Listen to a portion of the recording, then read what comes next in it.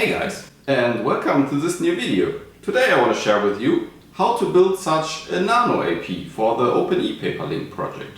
The OpenEPaperLink project is basically a replacement firmware for such old price tags that are available in different sizes and can be used to then later show infos like the weather and more useful stuff in your home. In my last video I showed a minimal startup guide and how to build such a mini AP for it. This consists of one of the segmented displays which do not really have any usage except for being used as an access point with an ESP32 S2 mini board. But I looked a bit deeper into it and came up with this even smaller solution by using again this ESP32 S2 mini board, a teeny tiny PCB which is a flex PCB, and again one of these 1.54 inch displays packed together as tightly as possible, which will then end up in this format to be the so-called Nano AP. This is for once usable as a display in its own, but it is also possible to send to other displays around your home the content you want to show. Here's what we need to build such a Nano AP. For once, one of these 1.54 inch e-paper price tags, an S2 mini development board, the Nano AP Flex PCB, an antenna Flex PCB, I will explain that in a moment, and one of the 3D printed cases. Also, you might want to use such a double-sided foamy tape, but you can also just use double-sided tape or Kapton tape. This is needed to isolate the PCBs from these two parts. You can also just replace everything of the Flex PCB part by just a mild copper wire. This is for once quite usable as an antenna replacement, as this gives a little bit better range but makes it not so nice looking. And the Flex PCB is also of course just wires between the two PCBs. So let's start by disassembling the price tag itself. To do that I'm using such an X-Acto knife now and go between the seams and just pull them apart to get the flaps bent away. So we have this pried open and we can remove the PCB itself. The rest is not needed for this anymore, but just to show it, inside of it we have this metal antenna part here, and this Flex PCB is meant to replace the antenna. This metal is not solderable, so even if you remove it and just put it on the PCB, it will not get the solder onto it, as it's such a bad metal. So we now have even fewer parts. To solder it, I will use this so-called SIO12 Pro Max soldering iron, which was kindly provided to me from SEQURE, and I am here to test it as well. What I really like about it is for once the pink PCB inside, and that it can take multiple types of tips. So even the long one or the extra short ones work in it. And also the price is quite good, as you can get it for around $30, and I will put a coupon code down below where you can even get like 9% off, I think, to get it even cheaper. So we will use that soldering iron, and it's from this company, just to show it and share it. To solder everything together, we just begin with the antenna, as this is laying under the parts of the Nano AP flex PCB, which will be soldered then here to these 2 points. And what we also need to do is to remove this capacitor and move it over here so it's not in the way of the flex PCB, which we want to solder right about there on top of the other debug connection. Make sure to check out PCBWay, as they kindly provided this flex PCB.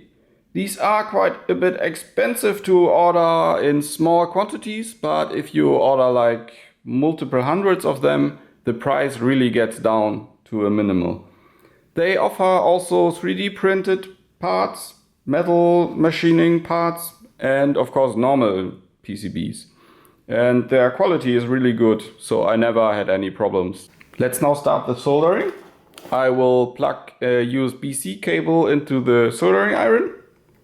This is a 64 watt version, and as you can see, the soldering iron even lights up in some party mode, whatever. But what we are interested in is if it's heating great and if it's able to keep the temperature.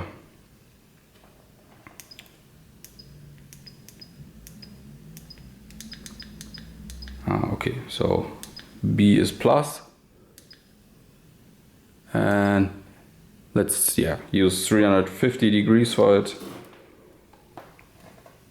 and let's start to solder the antenna on.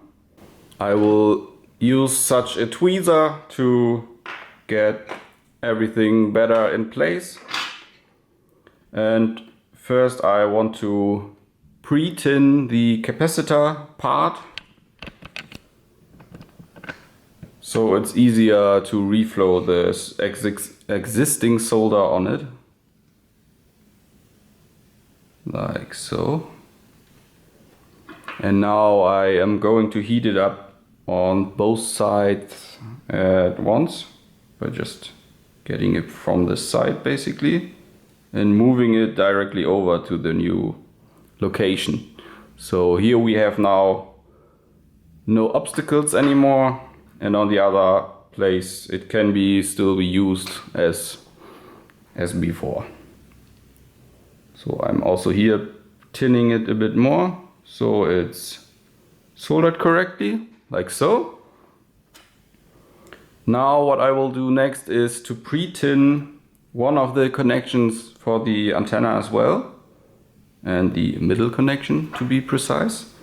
That way the flex PCB will directly flow into the correct position. So if I hold it above now, like so, then the flex PCB is holding there, and I can solder the other side as well without much problems. What I will do again now is here again reflow that other place so the solder job looks a little bit better. And don't forget to clean your tip. The next part is now to solder on the Nano AP flex PCB.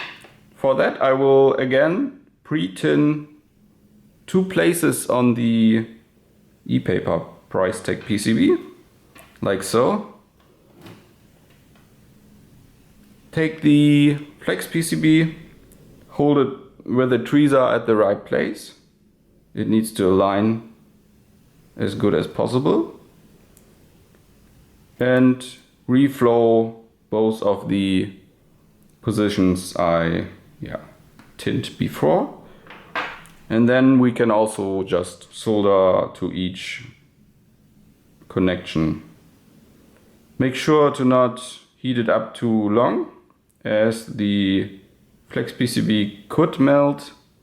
And what also can happen is that if you heat it up too much, the ePaper display can get damaged, as it's quite heat unresistant. So we are halfway there. We have now this flexible part. And the next part is to solder on the ESP32, the S2 mini board. We need to align it again and then just solder each connection like so.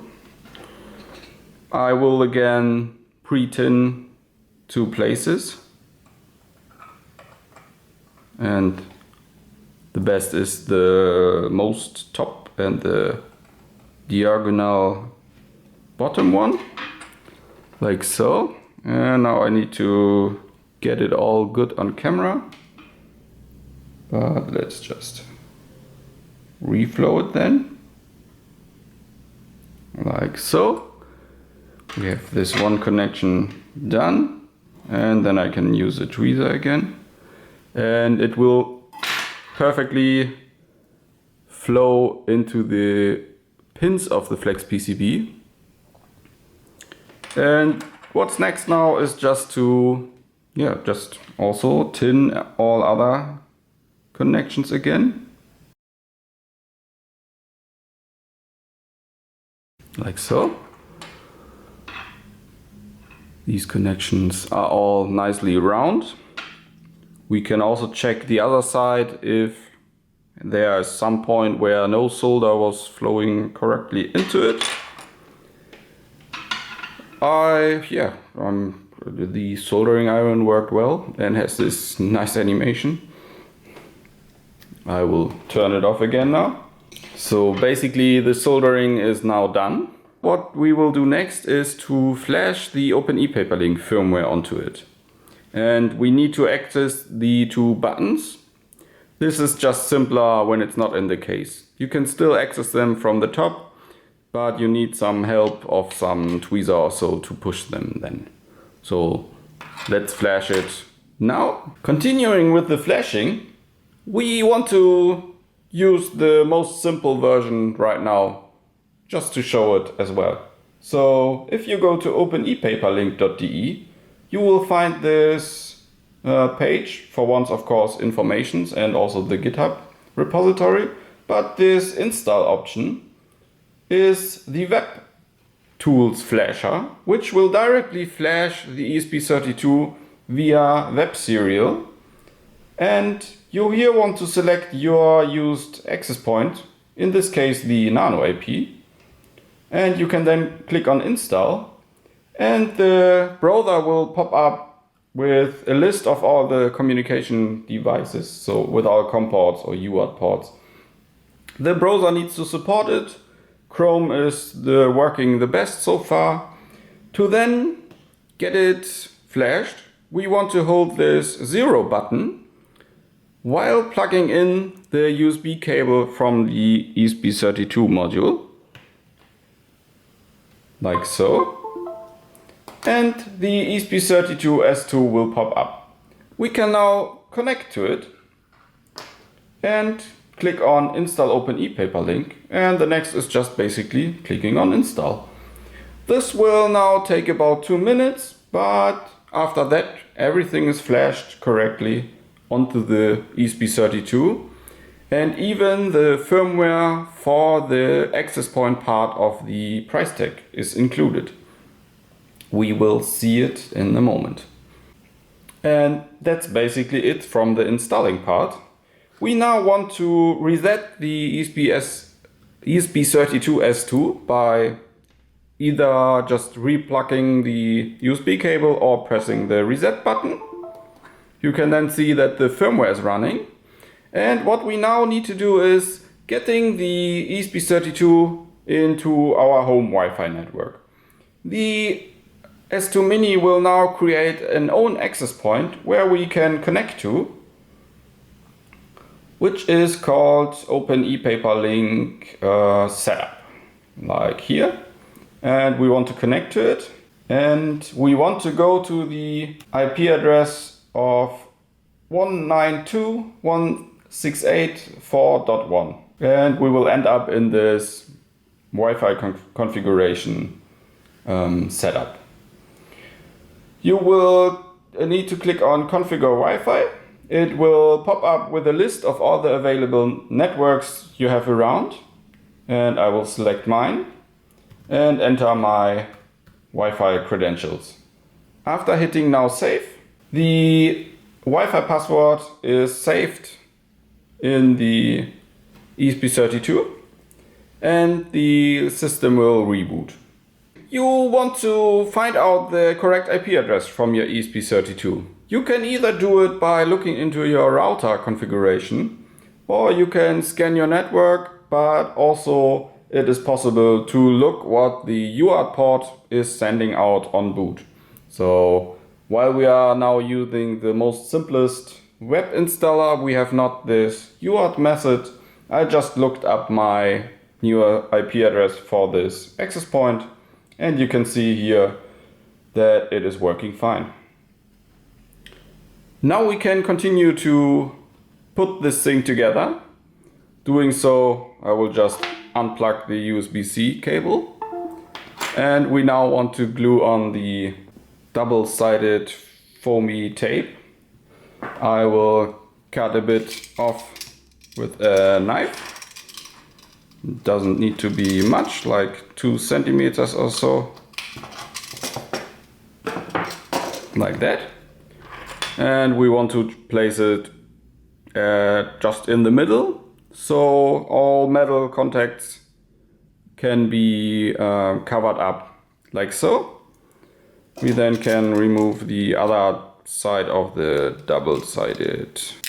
And yeah, I can really recommend this tape. It's quite expensive and I'm not sure if it's even real 3M, but it works. It's nice to have.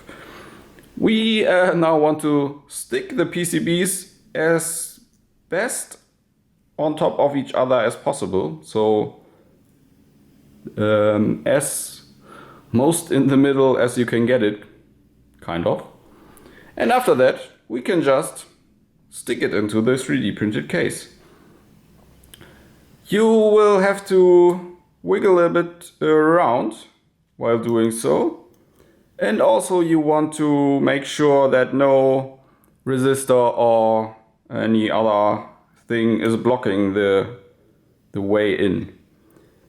There will be some parts where it will be blocking. There you can use the tweezer to bend the 3D printed part above it. And now the buttons are in the way, but you will need to bend it on top of these buttons as well, because these are used to keep the whole contraption inside of the 3D printed case. So I'm using the tweezer to lift up the 3D printed part one after another, and at one point it should slide into the case like so. And now it's completely inserted.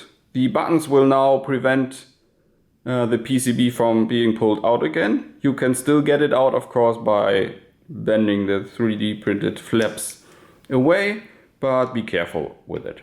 So this is basically the complete Nano AP. We can now reinsert it.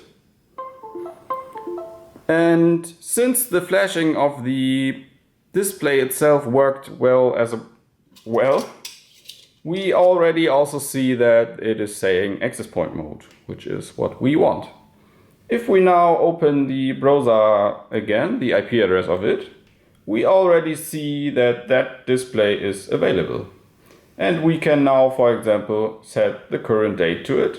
And if we save that, the OpenEPaperLink will send the display the new image and is showing it.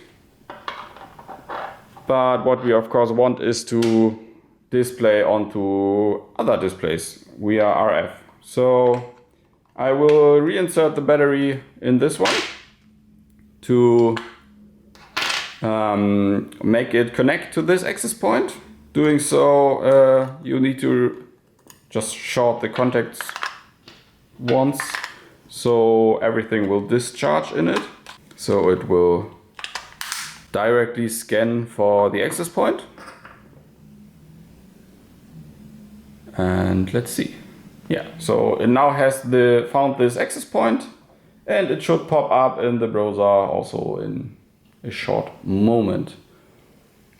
Like so. So we now have here the new display as well, and we can also set the current date, for example. This will now take a few seconds to download the data from the access point, as the display needs to wake up again, of course. But in general, you can do the same now with all the other displays. And in my last video, I also showed how to flash these displays itself with the so-called Pogo Flasher and or other hardware you have to flash them. So the display is now requesting the image, as I can see, and it should display it right away.